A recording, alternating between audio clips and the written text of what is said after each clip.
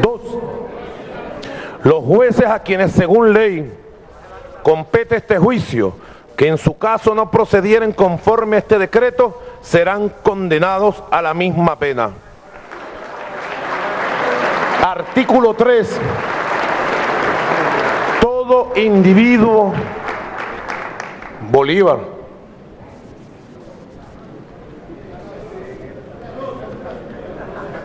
(1824), 12 de enero, Lima, la patria grande, Lima. Qué bella era la patria fundada por Bolívar. La volveremos a ver. Tengan la seguridad, tengan la seguridad. Artículo 3. Todo individuo puede acusar a los funcionarios del delito que indica el artículo 1. Artículo 4. Le daba poder a los individuos, a los ciudadanos. Artículo 4. Se fijará este decreto en todas las oficinas de la República y se tomará razón de él en todos los despachos que se libraren a los funcionarios que de cualquier modo intervengan en el manejo de fondos públicos. Imprímase, publíquese y circúlese. Estamos planteando traer a la vigencia este decreto al año 2013. Comentando este decreto en su libro El Libertador y la Probidad Administrativa de 1984, el maestro Prieto Figueroa, querido maestro de todos los tiempos, lo conocí siendo un niño, cuando nací, aquí en Caracas, ¿oyeron? Aquí, para que sepa.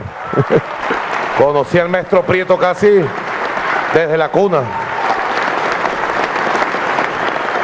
Nos dice el maestro Prieto, con acendrado espíritu bolivariano: no es suficiente propalar las ideas de Bolívar, dice Prieto. No es suficiente propalar las ideas de Bolívar, sino seguirlas y ejecutarlas. No se trata de aplicar la pena de muerte física, está comentando el decreto. Se requiere una muerte civil y la condena pública por un pueblo de elevado espíritu cívico y de conducta moral intachable, que es el único juez inexorable capaz de sepultar en el oprobio a los funcionarios de su, dice Prieto. Es el espíritu del habilitante, el espíritu del maestro Prieto.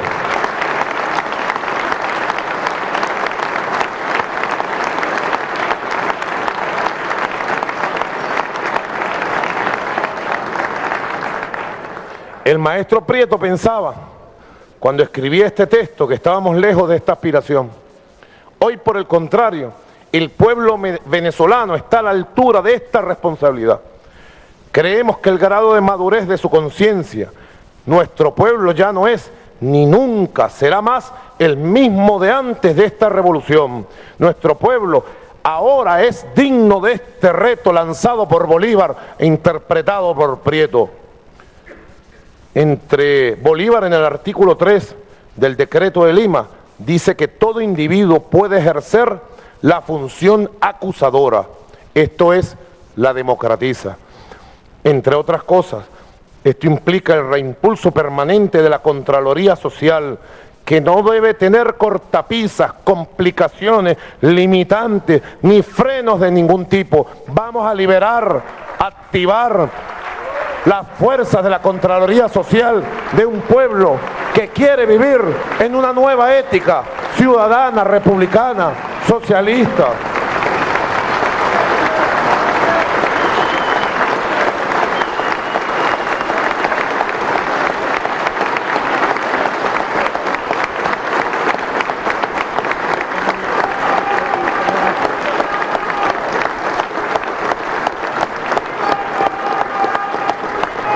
La vieja geometría del Estado puntofijista, y la llamamos vieja porque, como pensaba Cleber Ramírez, es la reproducción de la geometría del Estado gomecista, con algunos cambios de fachada. Bueno, al final es la misma clase dominante, ¿no?, que se levantó en épocas de Gómez esa burguesía parasitaria tan denunciada hoy y que tanto daño le hace a este país todavía, es la misma. Se levantó con Gómez, tiene como centro capturar, chuparse, expropiar al pueblo venezolano de la renta petrolera que le pertenece a toda Venezuela. Ya vamos a ver datos concretos de cómo se ha manejado la renta en la última década.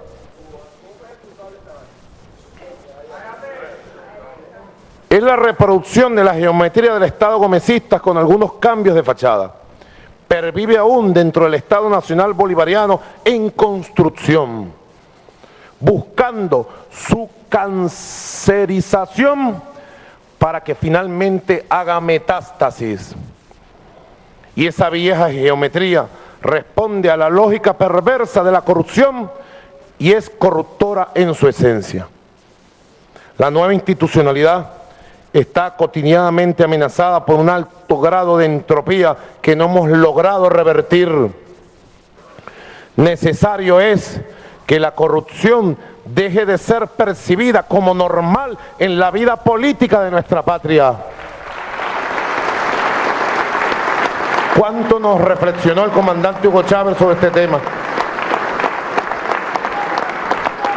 Y para ello es decisivo combatirla en todos los terrenos, desmontar todos sus entramados y desmontar las condiciones que la propician. Estamos obligados a revertir definitivamente la lógica de sentido que hace que la corrupción se reproduzca cada día, y solo con una extrema severidad en el castigo contra la delincuencia de cuello blanco, de cuello amarillo, de cuello rojo, estaremos en el camino correcto.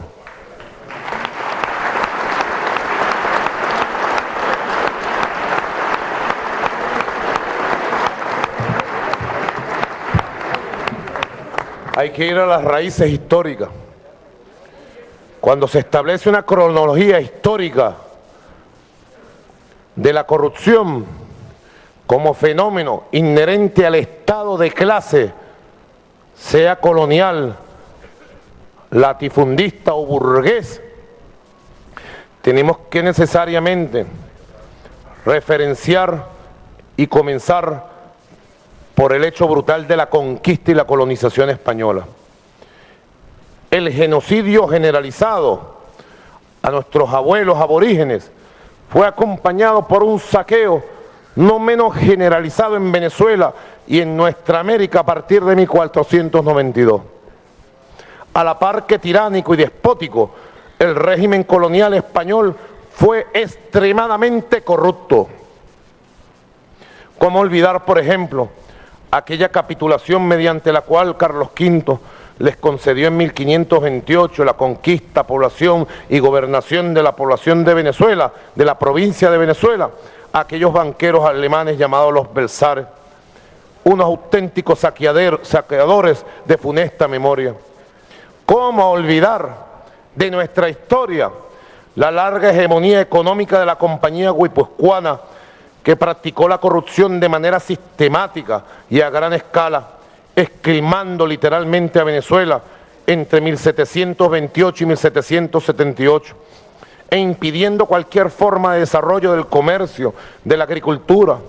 Sus abusos e irregularidades generaron dos grandes rebeliones autonómicas, la de Andresote entre 1732 y 1736, por allá por territorios hoy del Yaracuy, y la de Juan Francisco de León entre 1749 y 1751, por allá por Barlovia. Antes y después de la aparición del petróleo, la historia de la Cuarta República se caracterizó por la corrupción sistemática y generalizada en todos los niveles. Cuarta República larga, de 1830 a 1998, y en todas sus etapas. El ejercicio del poder y la corrupción vivieron en un maridaje indisoluble. Desde José Antonio Páez, Antonio Guzmán Blanco, Juan Vicente Gómez, Carlos Andrés Pérez, son ejemplos harto elocuentes de la más extrema improbidad y de la más aterradora falta de escrúpulos. Hicieron uso del presupuesto nacional como si les perteneciera, robaron a manos llenas, cometieron toda clase de ilícitos, como si la corrupción fuese un principio de realidad y no una anomalía. Ese es el patrimonio que marcó la vida del Estado de clase burgués que tenemos que superar definitivamente. Revolución socialista, revolución del pueblo.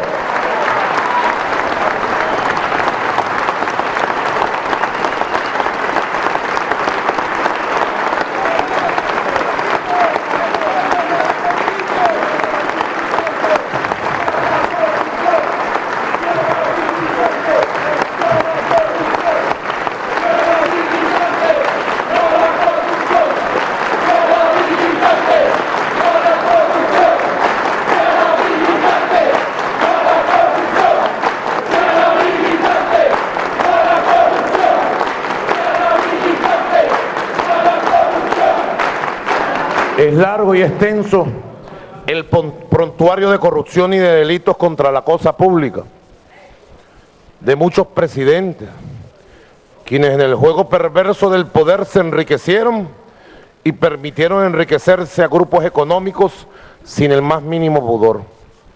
Esa Venezuela se parecía demasiado a la Roma descrita por Bertolt Brecht en su obra Julio César, cuando decía Bertolt Brecht: la ropa de sus gobernadores, refiriéndose a Julio César, estaba lleno de bolsillos. Muchos de quienes tuvieron responsabilidades del Estado estaban conscientes de lo que hacían en medio de la desvergüenza. Para poder convertir a la corrupción en un negocio extendido, tenían que ir debilitando y desmontando progresivamente al Estado y sus instituciones, sobre todo aquellas encargadas de administrar justicia, y es que no existe mejor caldo de cultivo para la corrupción que la inefectividad de instituciones. Vale la pena preguntarnos, ¿hasta qué punto la renta petrolera acentuó y multiplicó el peculado y la venalidad en Venezuela? No queremos caer en posiciones fatalistas, pero es innegable que la realidad histórica de un Estado rentista, junto con las deformaciones que genera la ganancia fácil, tiraron a la moral nacional por un despeñadero, la convirtieron en una ruina. Un Estado que no se construyó a partir de la producción, era un Estado extremadamente débil y extremadamente vulnerable. De allí la facilidad con la que pudo ser capturado por la burguesía y sus métodos para capturar y poner la renta al servicio del robo sistemático de los dineros que debieron haber sido públicos. Hoy por hoy, la burguesía sigue buscando de diversas formas mantener el control de la renta petrolera. Es el centro del debate, de la batalla, nacional e internacional. Cuando hay un imperio que nos declara la guerra, nos las declara para venir por las riquezas del país, esencialmente el petróleo. Y cuando hay una burguesía parasitaria que se suma de manera automática a golpes, contragolpes y saboteo, es porque tiene el ojo puesto en la renta petrolera y en los controles firmes que puso el comandante Chávez para orientar al gasto social, a la inversión del pueblo. Es el centro de la batalla. No nos llamemos a engaño. Es el centro de la batalla nacional.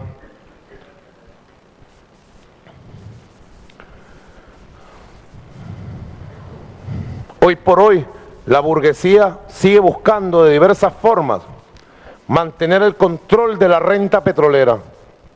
Si a nuestra parásita e importadora burguesía criolla le sigue correspondiendo alrededor del 70% del Producto Interno Bruto. Quiere decir que la dinámica económica todavía está lejos del socialismo. Muy lejos, compañeros, camaradas, compatriotas, pueblo que nos escucha. No en vano la burguesía se dedica fundamentalmente al comercio. Ello le permite la más rápida y fluida captación de la renta petrolera y por allí se desangra el país, el cadivismo.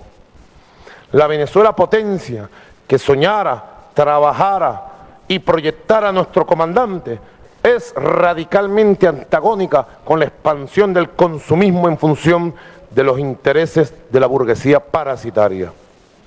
Toquemos allí los puntos medulares de la acción revolucionaria que nos toca esta década y las décadas que están por venir, para completar el ciclo de consolidación de la independencia por la vía de la construcción de un socialismo verdaderamente que logre el desarrollo económico.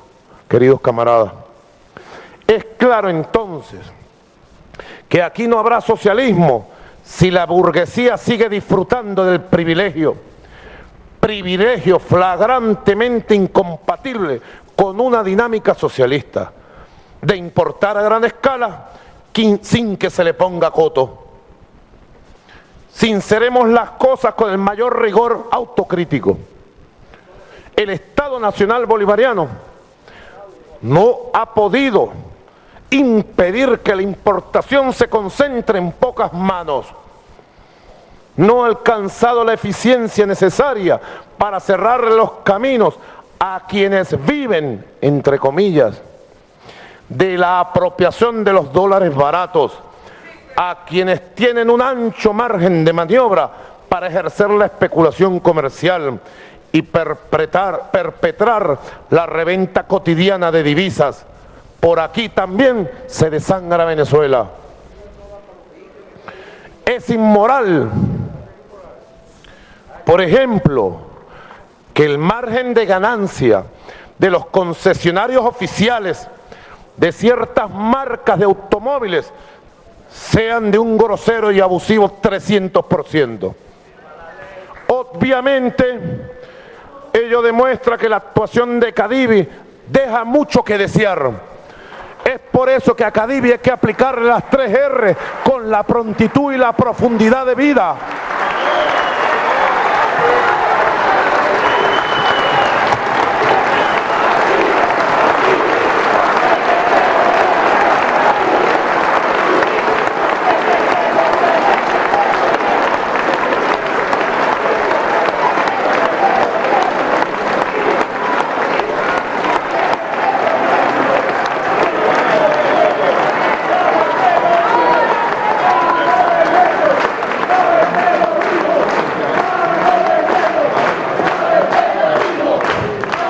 Tiene un proceso profundo de transformación de todas las instituciones y sobre todo ir a la creación de nuevas dinámicas, Ya basta ya, compatriotas, el tiempo pasa, tenemos que lograr que esa renta petrolera sea capturada para el desarrollo productivo de la economía y no para la especulación, para el chantaje, para el robo, para el enriquecimiento de grupos particulares que quieren controlar el poder político, sea por la vía del disfraz rojo o por la vía de la burguesía parasitaria amarilla. Ya basta ya, compatriotas.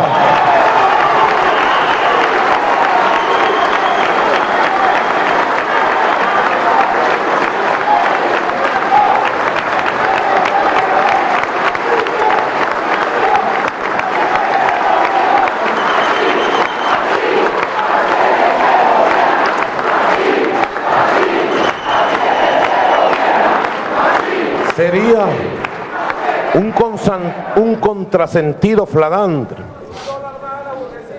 Sería un contrasentido flagrante que una revolución sirva para que la burguesía parasitaria se enriquezca aún más. La burguesía parasitaria no produce nada, absolutamente nada, y continúa apropiándose impunemente de parte de la renta petrolera para seguir en lo suyo, esto es, en la especulación. La burguesía parasitaria hace lo posible y lo imposible para hacerse de las riquezas que pertenecen a todos los venezolanos y venezolanas, provenientes en especial de la renta petrolera. En declaraciones públicas, el maestro Giordani nos dice lo siguiente, comillas: el 96% de las exportaciones provenientes,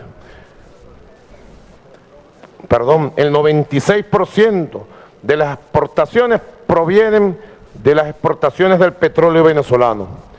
El sector privado exporta apenas el 1.2% del total de las exportaciones, pero requieren entre 35.000 y 40.000 millones y acentúan sus solicitudes de una manera casi feroz cuando le quitan la renta petrolera.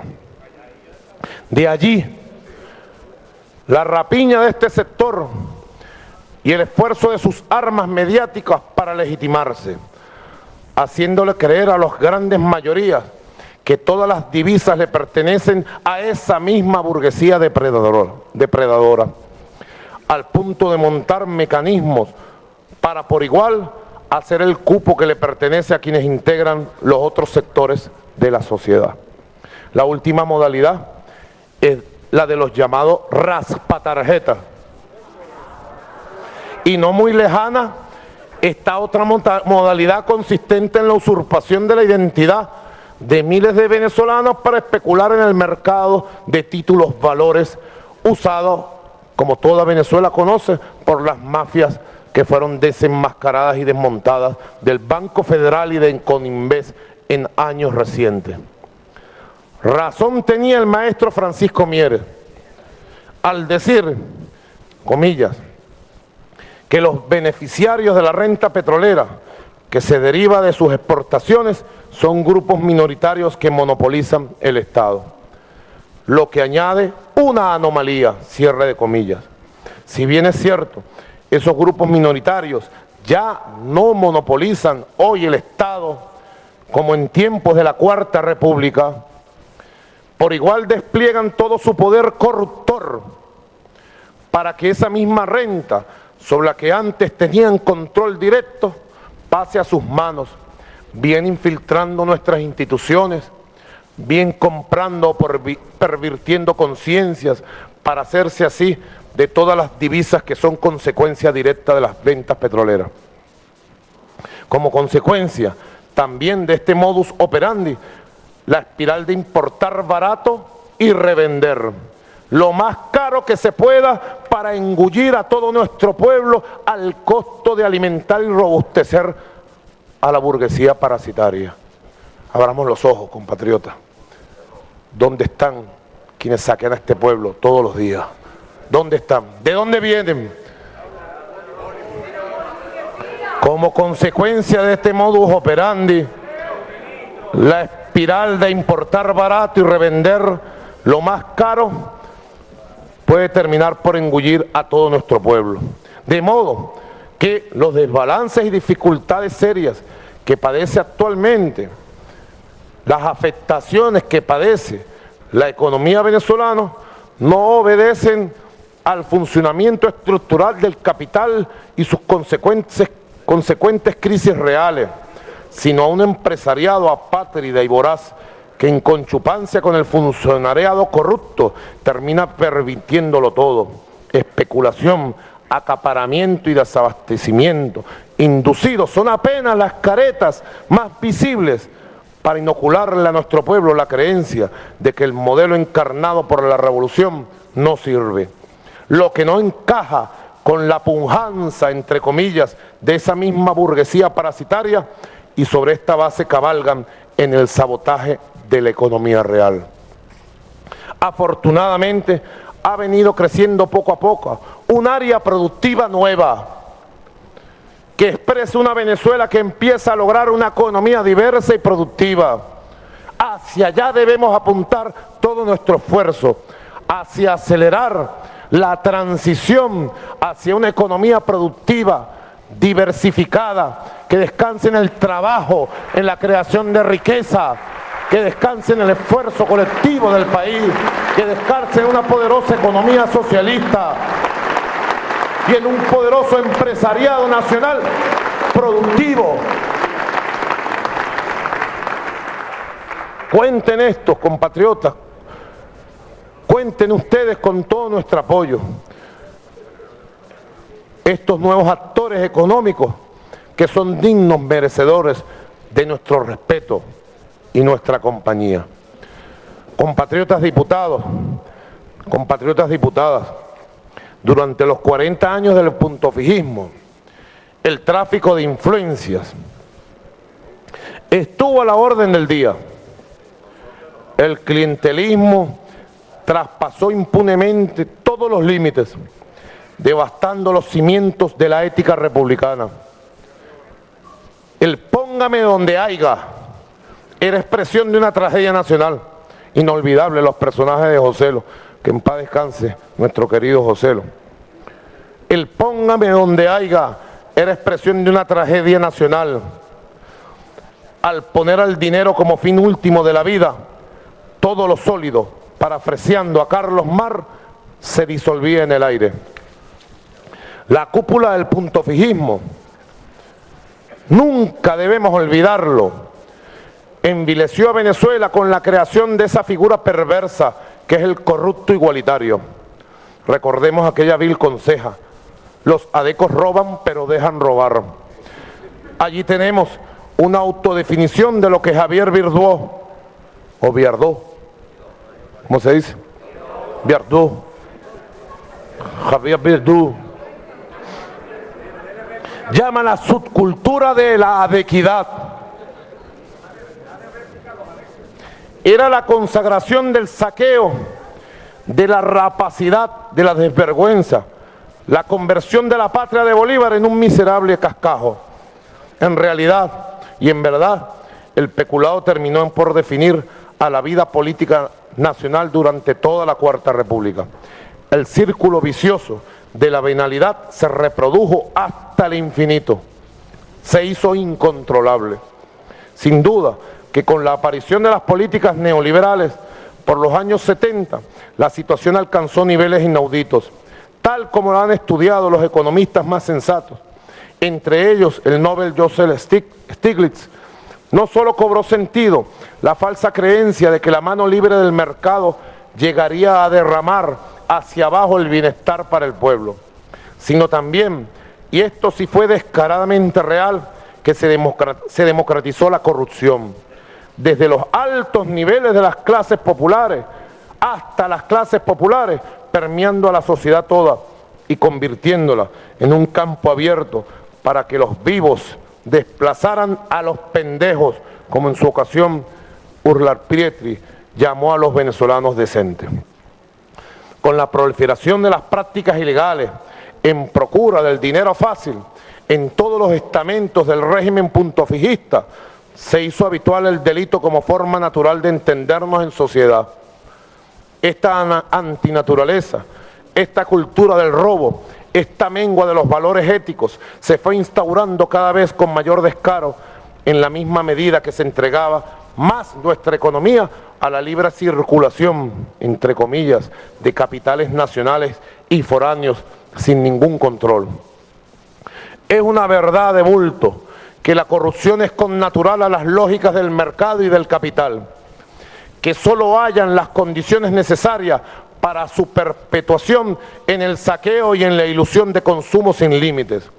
Esto lo encontramos en el mismo pensamiento de uno de sus intelectuales fundadores del liberalismo, como es el propio Adam Smith, cuando nos advertía, comillas, que el vulgarmente llamado estadista o político es un sujeto cuyas decisiones están condicionados por intereses personales. Así que en la historia abundan quienes han considerado a la corrupción como una necesidad del funcionamiento democrático, ya sea en voz de Cecil Rhodes, uno de los insignes saqueadores ingleses de África, al señalarnos que cada quien tiene su precio, o mucho más claramente y sin recato alguno, cuando Winston Churchill manifestó, comillas, que un mínimo de corrupción sirve como un lubricante benéfico para el funcionamiento de la máquina de la democracia.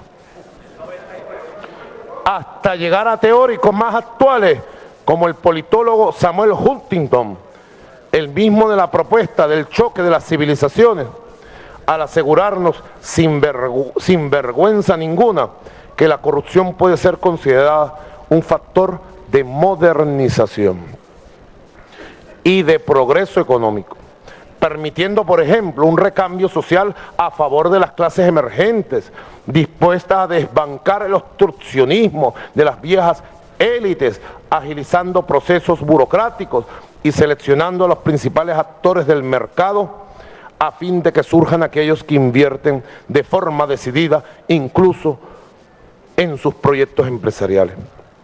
Una de las anomalías históricas que arrastramos desde 1958 es la nefasta consolidación de una sociedad de cómplices. Sociedad de cómplices, hecha a imagen y semejanza de la partidocracia, punto fijista y sus derivados. Sociedad de cómplices que lamentablemente pervive aún en diversos sectores de la vida política y que debe ser extirpada de raíz.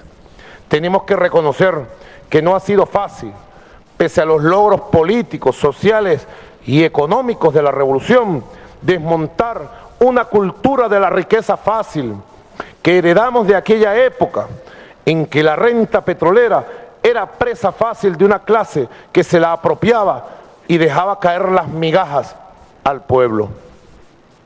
Y algunos se acostumbraron a vivir no del trabajo honesto, sino de la picardía y del aprovechamiento del despilfarro, de quienes desde el poder democratizaron las trampas y el negocio sucio como forma de sostenerse en el gobierno.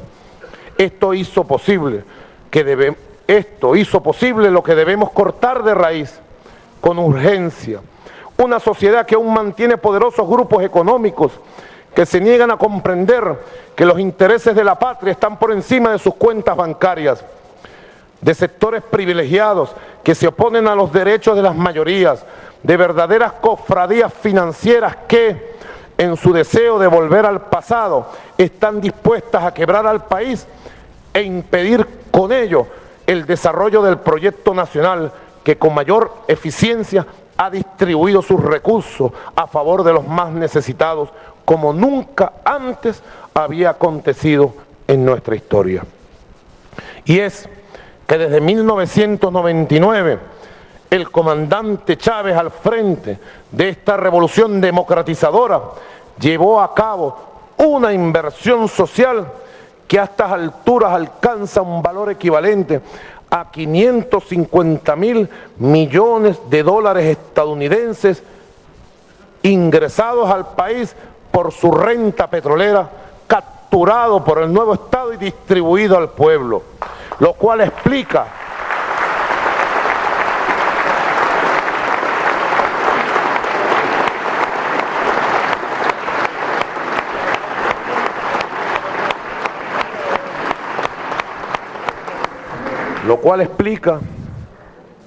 que cada vez haya más familias que han alcanzado un nivel de ingresos que les permite acceder al consumo de bienes esenciales, de alimentos, de servicios.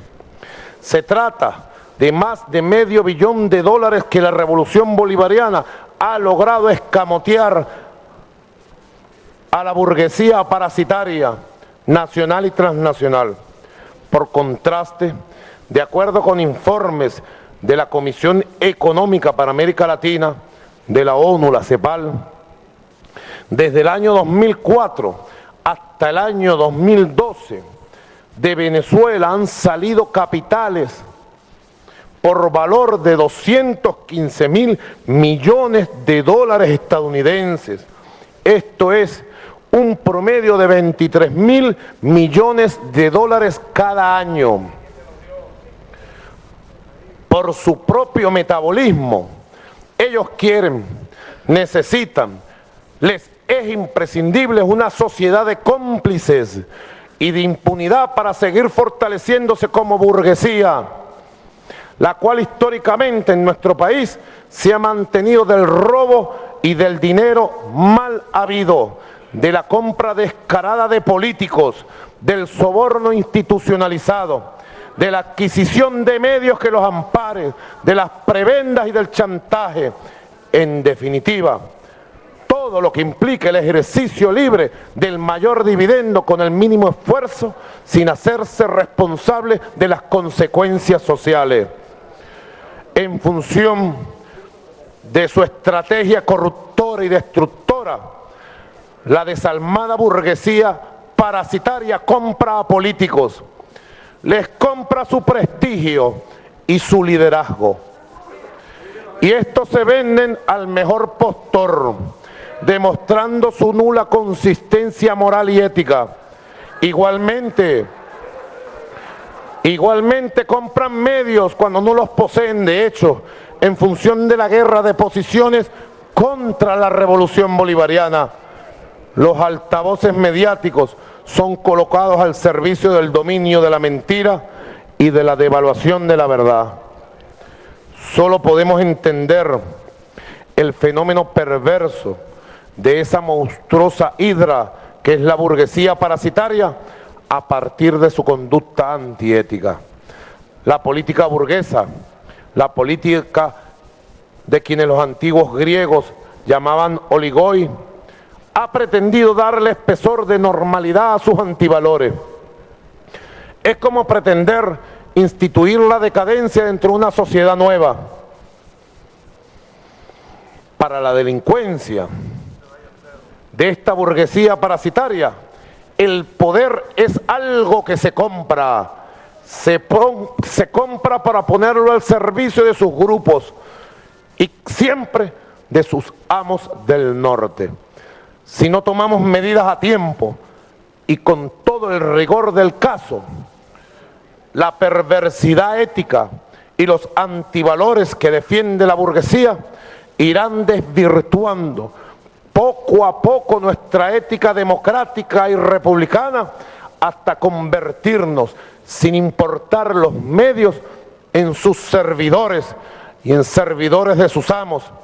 Si así fuera, de nada hubiera valido la pena tanta lucha y tanta sacrificio de estos 14 años de revolución y despertar nacional. Diputados, diputadas, queridos compatriotas que nos escuchan,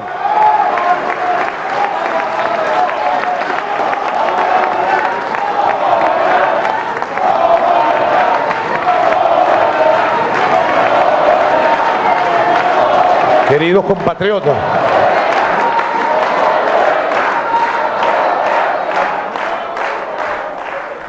veamos con claridad los retos que tenemos. No son los retos de una sola persona, de Nicolás Maduro, como jefe de Estado y de gobierno de esta patria. No son los retos de quienes estamos al frente de la República ahorita. Son los retos de todo un pueblo. Y la única forma de asumirlos es con conciencia de a qué nos enfrentamos. Con un revolcón profundo, ético y moral que necesita la patria para tomar con fuerza su proyecto histórico y hacerlo realidad.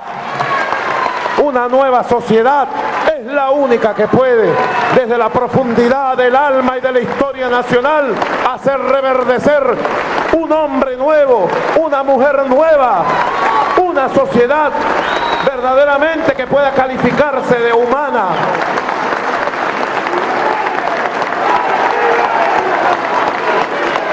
Es un reto nacional.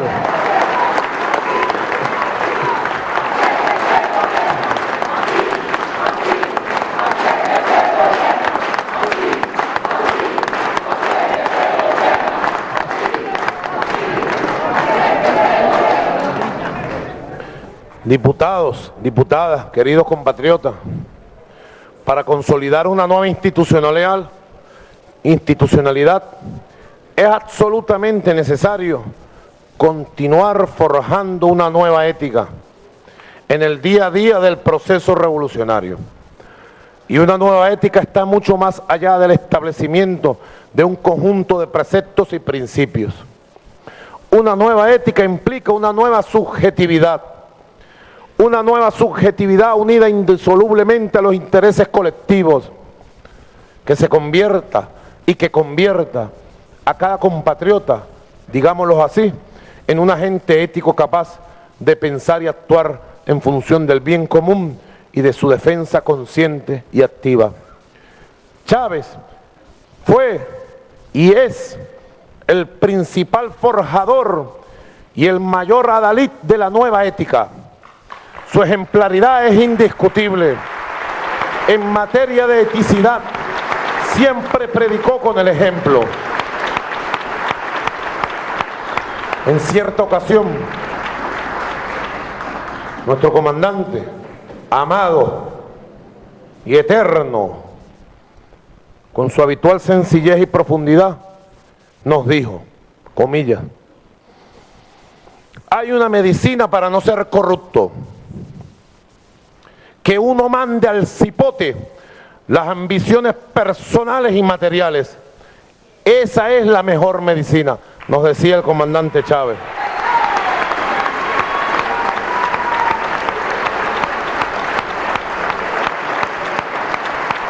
Quienes nos sentimos y nos llamamos bolivarianos del siglo XXI, patriotas auténticos, es decir, chavistas, debemos hacer nuestras estas palabras y tomarlas como un voto en el sentido más genuinamente religioso del término. Mandemos al cipote todas y todos las ambiciones personales y materiales inoculadas por las sociedades acomplejadas de clase.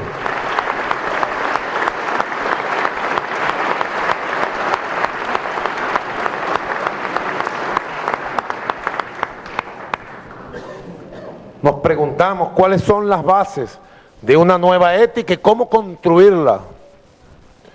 Una base fundamental está en el cambio a fondo de las relaciones de poder. ¿Quién tiene el poder? Político, económico. ¿Quién tiene el poder? ¿Quién lo ejerce? Nacional, internacional. Una base fundamental está en el cambio de las relaciones de poder. Nosotros tenemos que profundizar, darle continuidad y acelerar en el horizonte de esta segunda década del siglo XXI al cambio revolucionario y radical que se inició en 1999, cuando la revolución se hizo gobierno. El cambio de las relaciones de poder es condición de posibilidad para una nueva ética. Es claro entonces que se trata de llevar a su máxima plenitud la democracia participativa, protagónica, el verdadero poder en una democracia, el poder popular. Otra base fundamental está en el ejemplo. Que demos, quienes estamos ejerciendo responsabilidades de Estado, de gobierno, públicas. Los liderazgos genuinos se legitiman cada día si el pueblo percibe claramente que encarna una nueva ética. Si el pueblo sabe cómo vive este o aquel líder o lideresa. Si por el contrario el pueblo percibe que la vida de este o aquel líder cambia una vez que ha llegado a determinada posición, el ejemplo sería contundentemente negativo. Aquí me estoy refiriendo a la revolución. No me podré referir jamás a las concepciones capitalistas que descansan en los privilegios y en la acumulación de riqueza, de dinero, de poder de manera descarada, y tienen como normal la utilización del poder político para enriquecer grupos económicos o enriquecerse personalmente. En todo caso, esta parte de la reflexión va dirigido a todo un pueblo que cree en una nueva ética, en una nueva vida, que cree profundamente en la revolución del siglo XXI.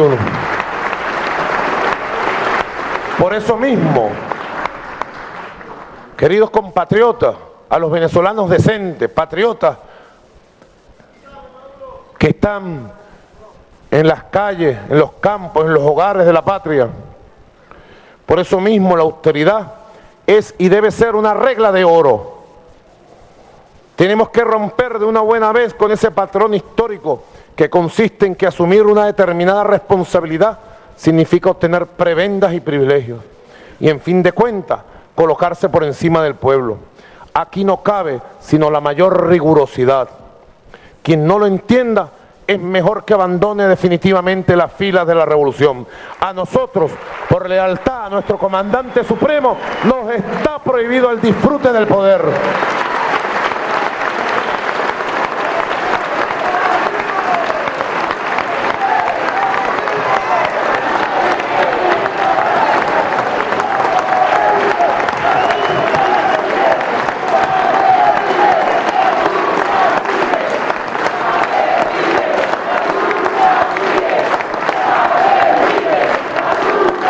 ¿Qué duda cabe?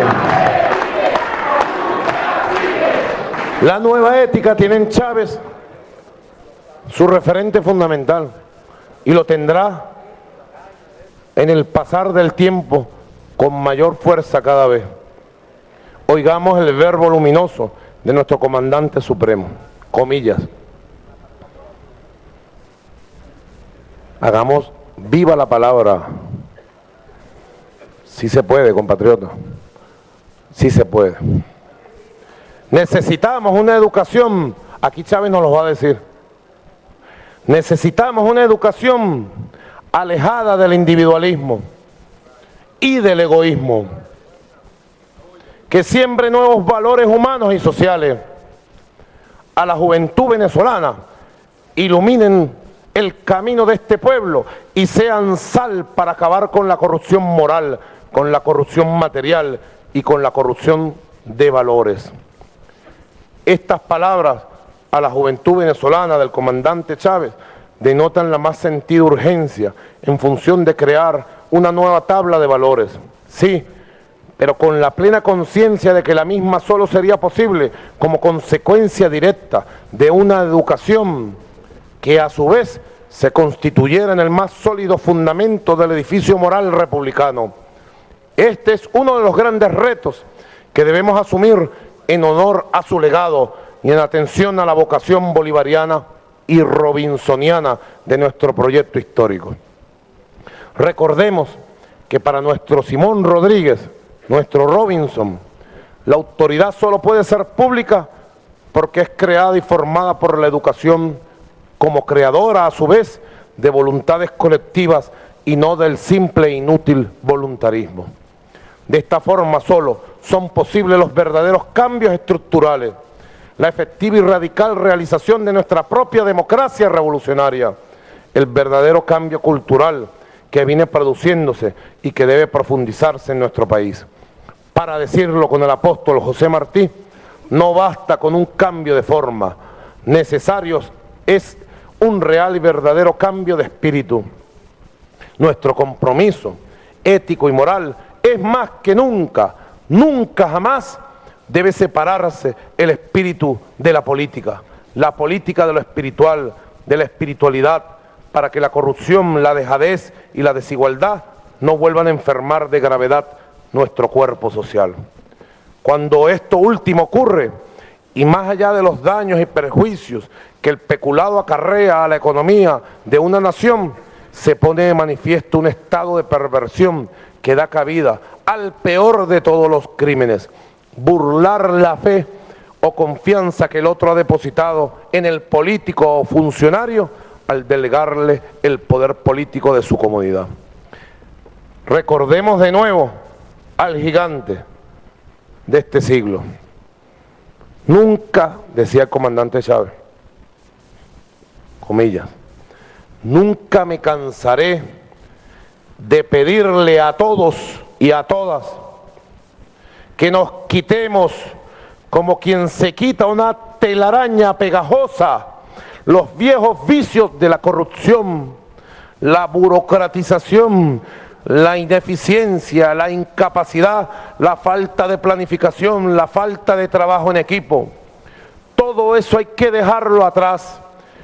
Pido, como pediría por mi vida, y creo que me importa más esto que mi propia vida, que la revolución bolivariana sea auténtica, que no sea una mentira como tantas ha habido, que no sea otro fracaso. Eso me importa 1.000.000 de veces más que mi propia vida. Tucupita, estado del Tamacuro, 20 de mayo del año 2006.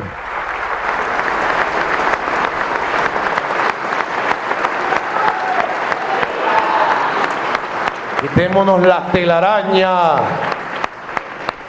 pesada. Igualmente, ¿cómo no recordarlo a través de estas palabras? Chávez, comillas. No habrá verdadera revolución si no tocamos la fibra moral de la nación para elevarla hasta lo más sublime del ser humano. Cumaná, aló presidente, 246, año 2006.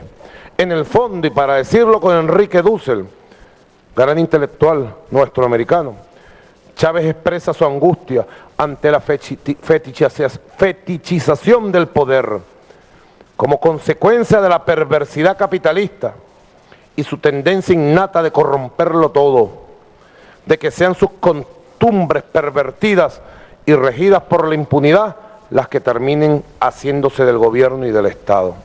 De allí entonces su prédica por una educación alejada del individualismo extremo, del egoísmo. De allí su convocatoria a la juventud a ser luz del mundo y sal de la tierra. Por supuesto, esa convocatoria, ese llamado, no tendrá receptividad alguna si se basa en el ejercicio de virtudes anacrónicas o mediante los valores abstractos de una sociedad en decadencia. Dice el maestro Enrique Dussel en su 20 tesis de política, muy citada por el comandante Chávez, profundamente estudiada en los últimos 3 años de su vida, sobre la cual en buena parte descansó las tesis políticas que mueven el proyecto de la patria, que ustedes muy pronto seguro convertirán en ley y que nos va a regir de aquí hasta el 2019. Y yo vendré aquí en el 2019 a rendir cuenta como presidente del cumplimiento de toda esta gran cruzada de transformación revolucionaria que voy a encabezar y que estoy dispuesto a encabezar sin ningún tipo de debilidades, sin ceder a chantaje, a amenaza. No. Ustedes saben que ningún chantaje y amenaza, sea externo, imperial o interno, a nosotros nos provoca un mínimo de vacilación. Por el contrario, nos motiva, nos mueve, nos despierta permanentemente. Prepárense para la ofensiva que viene, compañeros. Lo que viene es ofensiva total de la revolución en una nueva etapa donde tenemos que asumir con fuerza todos los grandes objetivos nacionales de la nueva economía, de la nueva ética, de la nueva política, de la pobreza cero. Prepárense, vamos con todo, voy con todo, queridos compatriotas, y espero el apoyo de ustedes en esta asamblea soberanísima de nuestra república.